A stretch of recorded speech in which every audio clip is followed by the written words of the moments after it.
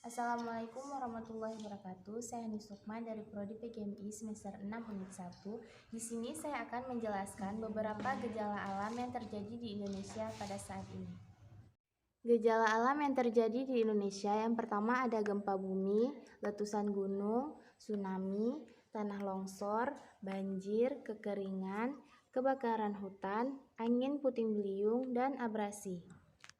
Gempa bumi adalah getaran atau guncangan yang terjadi di permukaan bumi yang disebabkan oleh tumbukan antar lempeng bumi, patahan aktif, aktivitas gunung api, atau runtuhan batuan. Contohnya gempa bumi Aceh pada tanggal 26 Desember 2004 yang memakan banyak korban jiwa. Gempa berkekuatan 9,1 hingga 9,3 skala Richter dari dasar laut sebelah barat Aceh. Setelahnya diikuti dengan tsunami yang memporak-porandakan Aceh dan sekitarnya. Yang kedua, letusan gunung. Letusan gunung merupakan bagian dari aktivitas vulkanik yang dikenal dengan istilah erupsi. Bahaya letusan gunung berapi dapat berupa awan panas, lontaran material atau pijar, hutan abu lebat, lava, gas racun, tsunami, dan banjir lahar. Contohnya letusan gunung berapi 2010 adalah rangkaian peristiwa gunung berapi yang terjadi di Indonesia. Pada akhir September 2010 silam, Gunung Merapi di Yogyakarta mulai melakukan aktivitas seismik dan menyebabkan letusan gunung berapi pada tanggal 26 Oktober 2010. Akibat letusan gunung tersebut sedikitnya 353 orang tewas. Yang ketiga, tsunami. Tsunami berasal dari bahasa Jepang yang berarti gelombang ombak lautan. Su berarti lautan, nami berarti gelombang atau ombak. Tsunami adalah serangkaian gelombang ombak laut raksasa yang timbul karena adanya pergeseran di dasar laut akibat gempa bumi. Yang keempat ada tanah longsor. Tanah longsor merupakan salah satu jenis gerakan massa tanah atau batuan, ataupun percampuran keduanya menuruni atau keluar lereng akibat tergantungnya kestabilan tanah atau batuan penyusun lereng.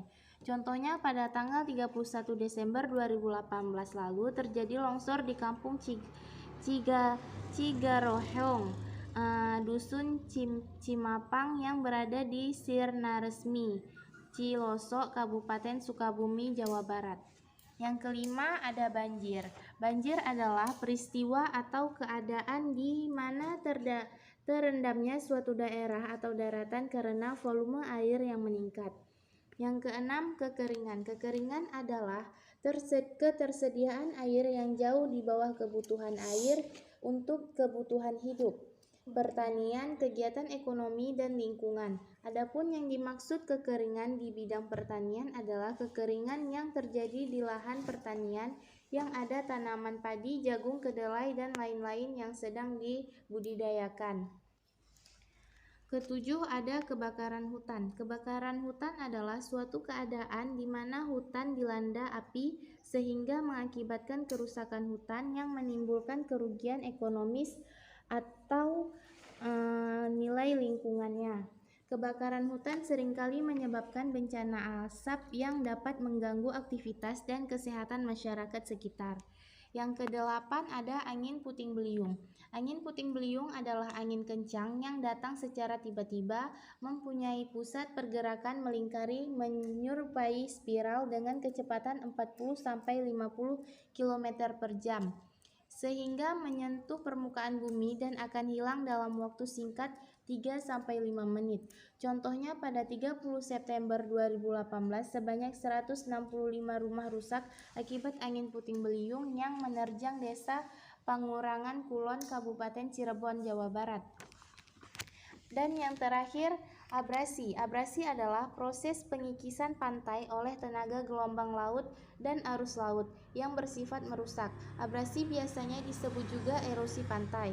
Kerusakan garis pantai akibat abrasi ini dipicu oleh tergantungnya keseimbangan alam daerah pantai tersebut. Walaupun abrasi bisa disebabkan oleh gejala alami, namun manusia sering disebut sebagai penyebab utama abrasi.